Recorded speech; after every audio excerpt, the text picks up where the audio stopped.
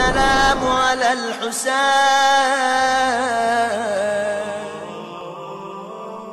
کہ 72 کا اتنا مختصر کا لشکر کربلا میں اتنی بڑی فوج ابن زیاد نے تیار کر کے کیوں بھیجوائی؟ ایک تو یہ تھا کہ بہت سارے لوگ تو خود سے پہنچ گئے جب ان کو پتا چلا کہ اس جنگ میں حصہ لینے والے کو بھاری انعامات ملیں گے، لیکن جو پراپر فوج ابن زیاد نے بھیجوائی وہ بھی کم سے کم 30,000 کی رپورٹنگ، کم سے کم اس زمانے کی پاپولیشن دیکھیے گا۔ اور یہ اختلاف اس لیے بھی آ جاتا کہ 30,000 تو وہ ایک باقاعدہ جو فارمل قسم کی آرمی ہوتی، اس کے علاوہ بہت سارے لوگ، یہ خبر پھیل گئی تھی کہ حاکم بڑا خوش ہو جائے گا، جو کربلا میں جائے گا بڑے بھاری انعامات ملیں گے، وہ خود سے پہنچے، ان کی کوئی رپورٹنگ نہیں ہے، وہ خالی لوگوں نے اندازے لگائے کہ کتنے ہوں گے۔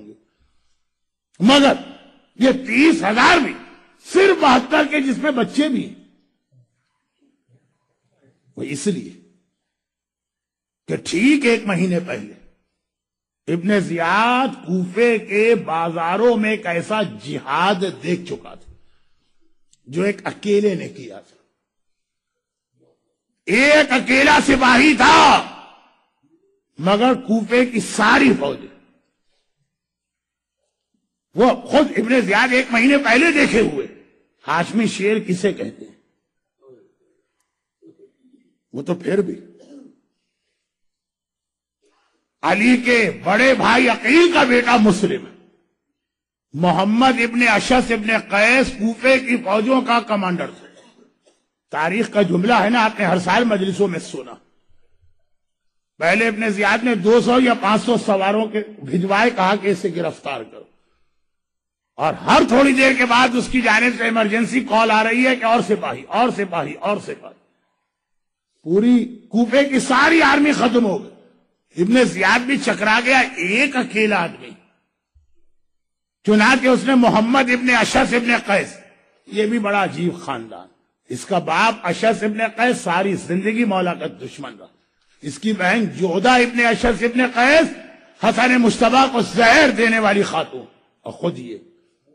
تو اس کا ایک بے اختیار اس کی زبان پہ ایک جملہ آ گیا۔ ابن زیاد کہتا کتنے سپاہی چاہیے؟ میں نے ایک آدمی کو گرفتار کرنے کے لیے کہا۔ تو جواب یہی تو تھا نا محمد کہ اے ابن زیاد، تو نے کوفے کے کسی بنیے یا بقال کی گرفتاری کی بات نہیں کی ہے، ایک ہاشمی شہزادے کو گرفتار کرنے کی بات کی ہے۔ اگر ساری اسلامی دنیا کی فوج بھی اسے گرفتار کر لے تب بھی غنیمت سمجھنا۔ اور حقیقت یہ ہے کہ کوفے کی ساری فوج پہنچ گئی، مگر مسلم پھر بھی گرفتار نہ ہوئے۔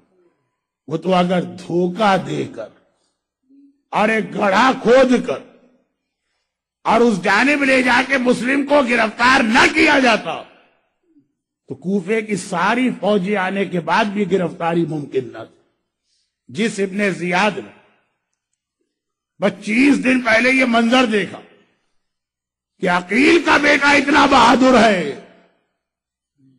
تو جب یہ سوچتا ہوگا کہ جب عقیل کے بیٹے کی یہ کیفیت ہے تو حیدر کرار علی کے بیٹے عباس کی کیا کیفیت ہوگی۔ مسلم ابن عقیل کے حوالے سے آپ 9 ذی الحجہ کی مجلس میں تفصیلی مسائل سن چکے ہیں، لیکن ایام ازا میں بھی شہداء میں سب سے پہلے مسلم کا بیان اس لیے ہوتا ہے کہ آقا حسین نے مسلم کو اپنا سفیر بنایا۔ آگے آگے مسلم ہے، اس کے پیچھے پیچھے پوری حسینی فوج آ رہی۔ تو کل رات سے آنے والے کل سے مختلف شہداء کے مصائب شروع ہوں گے۔ آج بہت ہی مختصر، مسلم اور عباس یہ 2 فرسٹ کزن، اور پھر رشتہ بہنوئی کا بھی، مولا کے داماد ہے مسلم، تو جناب عباس کے بہنوئی بھی فرسٹ کزن بھی ہیں اور ایک ایج گروپ۔ اگرچہ ہمیں معلوم ہے کہ عباس کا رتبہ بہت بلند ہے، مگر امام معصوم نے آج ہمارے اس مجمع میں کچھ ایسے زائرین بھی آ رہے ہیں جو آج تک ہمارے ساتھ ہیں، کل انشاءاللہ کربلا پہنچ رہے ہوں گے۔ تو جب کبھی بھی آپ کربلا اور کوفہ جاتے ہیں، جو زیارت امام نے آقا عباس کی بتائی ہے وہ تو ہمارے بچوں کو بھی یاد ہو گئے۔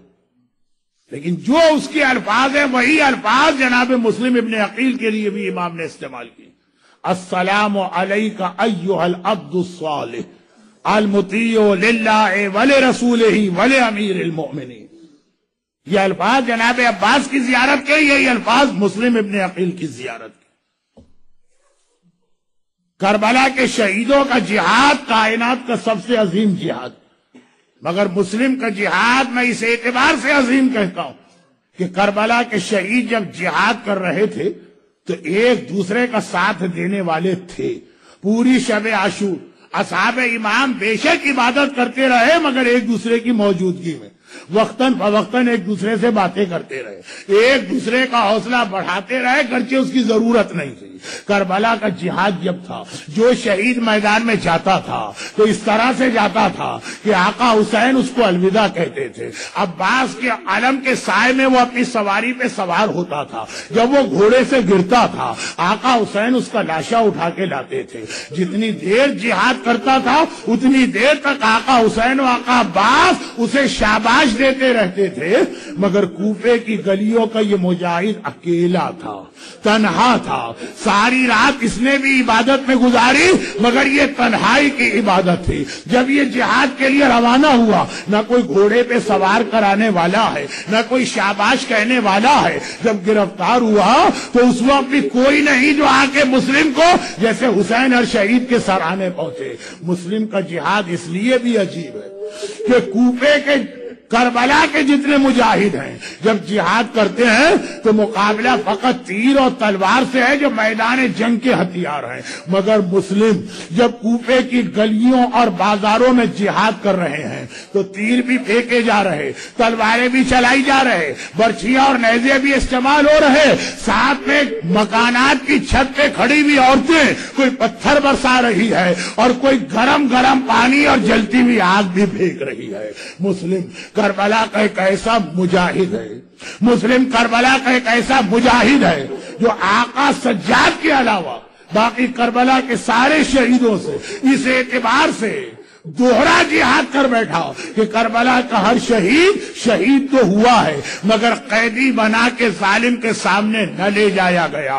ہائے مسلم، شہادت بھی ملی ہے اور ہائے مسلم پہلے ظالم کے سامنے گرفتار کر کے بھی لے جائے گئے. مسلم کا جہاد اس وقت سے شروع ہوا جب مسلم نے ایک بڑا عجیب جملہ کہا. طوعا کے گھر میں اس ہاشمی شہزادے نے رات گزاری ہے. مومنہ ماں کا کتنا ظالم و دشمن اہل بیت بیٹا ابن زیاد کو اطلاع دی. جیسے ہی فوجی آنے لگی مسلم ایک بار طوعا کے گھر سے تلوار لے کے باہر نکلنے لگے. طوعا نے ایک جملہ کہا، شہزادے آپ باہر نہ جائیے، یہاں پھر بھی آپ گھر میں ہیں، محفوظ ہیں، تین طرف سے دیواریں آپ کو بچا رہی ہیں. یہاں بیٹھ کے جہاد کریں، آپ کا جہاد زیادہ دیر تک ہوگا. کھلے میں آپ جائیں گے تو ہر طرف سے آپ پہ حملہ ہوگا. ہاشمی شہزادہ ہے، حیدر کرار کا داماد ہے. ایک مرتبہ کہتا ہے لیکن طوعا مجھے ڈر ہے کہ میری وجہ سے یہ بے حیا فوج تیرے گھر میں داخل نہ ہو جائے اور تیری بے پردگی نہ ہو جائے. اے مسلم، آج ایک ضعیفہ اور مومنہ کے پردے کا اتنا خیال. ارے ایک بار شام غریبہ کربلا میں آ کے دیکھیے، یہ رسول کی بیٹی زینب ہے، وہ حسین کی بیٹی سکینہ ہے، اور کس طرح یہ فوج بے حیا خیموں میں داخل ہوئی. مسلم کا جہاد شروع ہوا، بڑا عجیب جہاد جس کا اختتام دھوکے سے گرفتار کیا گیا، دربار ابن زیاد میں لے جائے گئے. دربار ابن زیاد میں مسلم پہنچے تو ایک راوی نے بڑا عجیب جملہ نقل کیا. کئی سال بعد مدینے میں آقا سجاد کی خدمت میں ایک آدمی آتا، کہا مولا میں کوفے کا رہنے والا ہوں. اس دن بھی دربار میں تھا جس دن مسلم گرفتار کر کے لائے گئے تھے، اور اس دن بھی دربار میں تھا جس دن آپ گرفتار کر کے لائے گئے.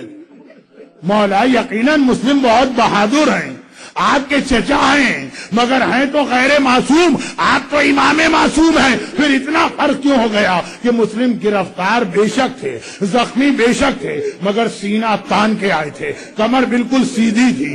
ابن زیاد کی آنکھوں میں آنکھیں ڈال کے بات کر رہے تھے. لیکن مولا جس دن آپ آئے تو کمر جھکی ہوئی ہے، سینہ سکڑا ہوا ہے، نگاہیں زمین پر ہے۔ ہائے میرا امام سجاد، ایک بار فریاد کی، اے شخص تو نے میرے کلیجے میں برچھی اتار دی ہے، تو نے یہ تو دیکھ لیا کہ میرا چچا سینہ تان کیا گا، نگاہوں میں آنکھوں میں آنکھیں ڈال کے بات کر رہا، مگر یہ نہ دیکھا میرا چچا اکیلا آیا تھا، میرا چچا تنہا آیا تھا۔ لیکن ہائے جب میں دربار پہنچا، محمد کی نواسیاں، میری مائیں اور بہنیں کس طرح بے مقنع چادر کے میرے ساتھ لائے گئے، اور عزاداروں پھر مسلم نے ایک عجیب سنت اسلام میں قائم کی ہے جو قیامت تک چلتی رہتی ہے، اور وہ کہ جب دارالامارہ کی چھت پہ لے جائے گئے، ابن زیاد نے کہا جلاد ان کی گردن اڑا دے۔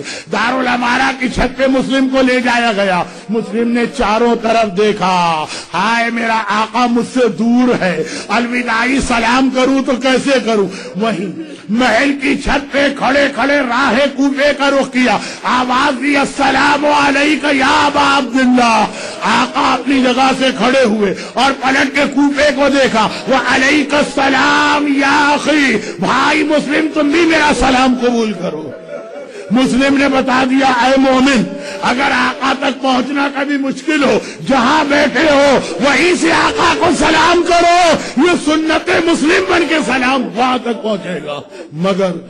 مگر آخری دو چھوٹی سی روایتیں، جلاد کی تلوار تو چلی، مسلم کا سر و بدن ایک دوسرے سے جدا ہوا، اور ادھر راستے میں حسینی قافلہ راستے میں ہے، کئی دنوں سے کوفے کا راستہ بند ہے، کوفے سے کوئی مسافر نہیں آ رہا، سب سے زیادہ بے چین عباس ہے۔ ایک مرتبہ عباس نے دیکھا آج کئی دنوں بعد کوفے کے راستے سے کوئی مسافر آ رہے، ہاتھ جوڑے، مولا اجازت ہو انہیں بولا کہ اپنے بھائی مسلم کی حالت دریافت کر لوں۔ حسین کو تو معلوم ہے مگر قافلے کو اطلاع دینا ہے کہ عباس بلا کے لاؤ۔ مسافر لائے گئے، عباس نے تڑپ کے کہا کوفے کے آنے والوں کیا تمہیں کچھ پتا ہے میرا بھائی مسلم کس حالت میں ہے؟ وہ کوفے گیا تھا کوئی خبر نہیں آئی۔ مسافروں نے سر جھکا لیے، کہا آقا جب ہم کوفے سے نکلے تھے تو 3 دن گزر گئے تھے، کٹا ہوا سر دارالامارہ پہ لٹک رہا تھا، بے سر کا لاشا کوفے کی گلیوں اور بازاروں میں گھسیٹا جا رہا تھا، مگر نہیں حق ادا نہ ہوگا مسلم کا اگر مسلم کے پورے سلام کو بیان نہ کروں۔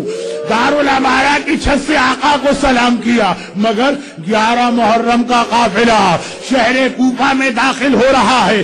ایک بار زینب سر جھکائے بیٹھی ہے، سلام سنا، کوئی میرے بھائی کو سلام کر رہا، السلام علیکم یا ابا عبداللہ۔ زینب گھبرا گئی، السلام علیکم یا ابن رسول اللہ۔ زینب پریشان ہو گئی، یہ دشمنوں کے شہر میں میرے بھائی کو سلام کون کر رہا؟ دائیں دیکھا بائیں دیکھا، کوئی نظر نہ آیا، دوبارہ ایک آواز آئی، اب زینب کو سلام کیا، السلام علیکی یا بنت رسول اللہ، اے رسول کی بیٹی میرا سلام لیجئے۔ زینب نے پہچان لیا، کوفے کے دروازے پر ایک بے سر کا لاشا لٹک رہا ہے اور اس لاشے سے یہ سلام کی آواز آ رہی۔ زینب نے گھبرا کے پوچھا اے شخص تو ہے کون جو مجھے سلام کر رہا؟ جواب آیا شہزادی آپ نے اپنے بھائی مسلم کو نہ پہچانا، ارے میں آپ کا سفیر 1 مہینے سے یا آپ کا انتظار کر۔ السلام على الحسين